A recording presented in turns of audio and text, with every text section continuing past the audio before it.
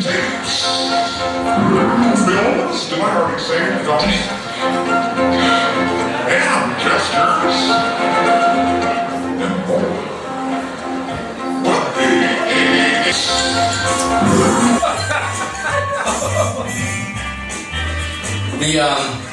yes, okay.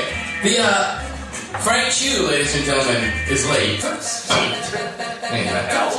Zombie chicken.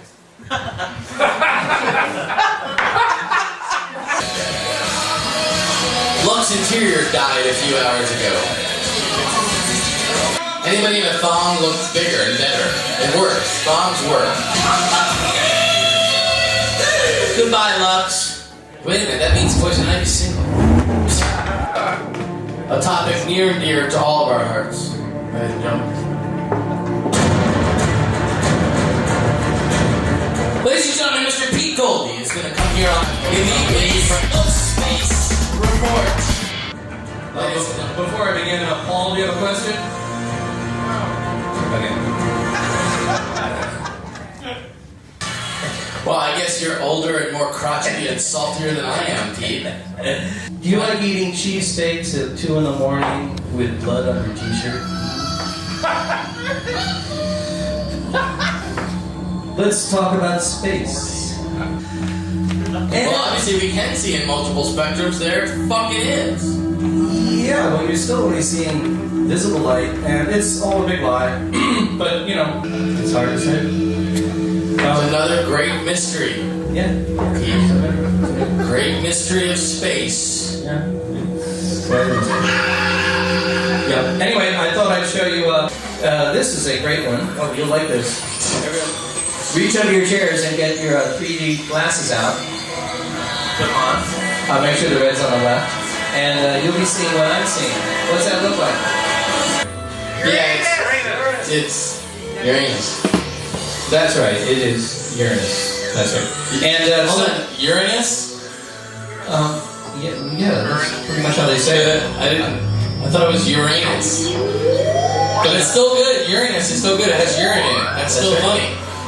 It still has urine in it. It still has the Beavis and Butthead meter thing going in the red. Yeah, everyone's happy. Everybody wins. 20 years ago, fly out. Here we go. And this is what happens. You have a magnetic field that is almost perpendicular to the rotation of that. So you see, there you have one pole facing the sun. You see the 12 or so rings of Uranus. How many rings around Uranus? And then the magnetic field there. And as it goes through and rotates, and it's a weird thing, you have a magnetic field sweeping a very unusual pattern as it sweeps its way around that part of the solar system. And if you think what the outer giants do to our solar system, making it sort of nice for humans. Here you have huge Jupiter and its great gravity pulling in things that would hit us. You have Neptune and Saturn, also large things pulling away and diverting bodies that are hitting the inner rocky planets, for one of which we live on. And then you have this Uranus with a huge weird magnetic field, also perhaps maybe diverting things a little bit, but who knows what.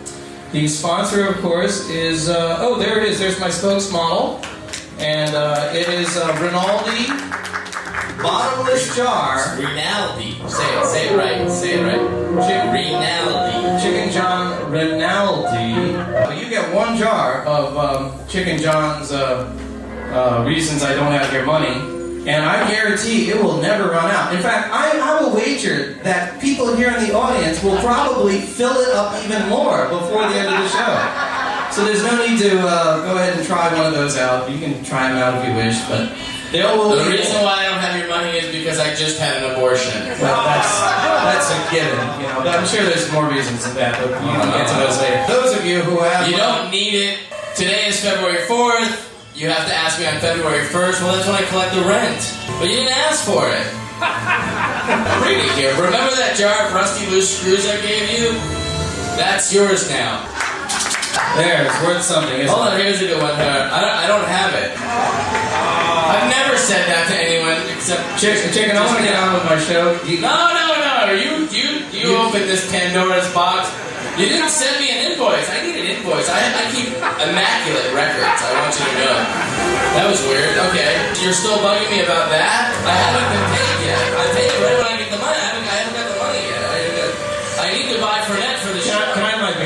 gonna take a while. Here, hippie. Now shut up. Oh, there's some pot. You shouldn't have lent it to me in the first place. If you wanted to get it back, what the fuck is wrong with you? Okay. What money? And then this one's blank. Well, sometimes you just give a blank stare, don't you? Yeah. Okay, and then hold on, we're almost done. I paid that other guy who I don't like first because he's an even bigger jerk than you. And then there's just some bugs in here. And that's a handy thing because you can leave Earth, go somewhere, pick something up, and come on back. But there's nothing out there, Pete, to pick up and bring back here. It's just gas and dust and swirling ice. Gosh darn, it is just a pile of rubble. And you just see rocks and dirt. Right. All held together in a glob. Next image. So why are we talking about it? Let's talk about Noah and Prime. There it is. Oh no! What happened? What happened? This is the National Oceanic Atmospheric Administration weather satellite that on September 6th, while it was being worked on down here at Sunnyvale, California, they decided to move it a small distance. Yay! And they forgot. They put the bolts on the hole to the table and fell over. Bam! Anyway, here's the good news. They fixed it all up, and it's due to be launched today. The launch was scrubbed. It was launched today. It's always nice to know that it works out the way you imagine it, and if it doesn't, that's interesting too. Tell me more about the dark areas. It's a nipple. Yeah, exactly. You've ever had a girlfriend, chicken? Get really, really close. Look at that.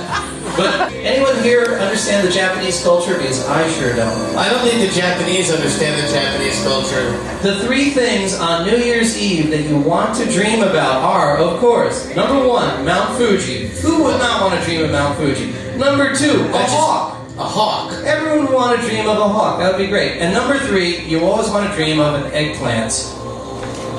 Anyway, that's Right. that's why they developed that little Happy New Year's card for the spacecraft, and all the little children in Japan know what that means, and we don't. Okay, that's it. Bye. Space. These are the monologues of the astrologer Pete Goldie. Pete Goldie, what are you doing on my stage? Oh yeah, there's something I forgot to tell you. Do you want? You want a little shot of something? Are you on prescription pharmaceuticals? Alright, well here, you'll need some of this stuff. You know, just to take the edge off. So somebody put your American Apparel diatribe out to the Vernal Hill Parents Group, and they all read it, and somebody then wrote back and said, what is it? How come Chicken John isn't mayor? What? After reading your diatribe. Well, what an idiot.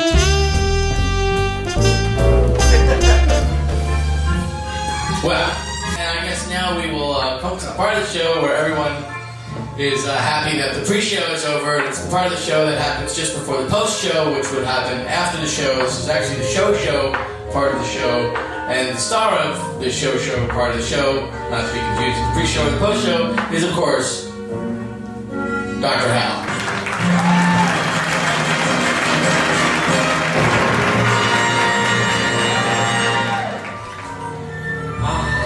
With the grape my living life provide, and wash the body whence the life has died, and lay me shrouded in the living leaf by some not unfrequented garden side, that even my buried ashes such a snare of vintage should fling up into the air, that not a true believer passing by but should be overtaken unaware.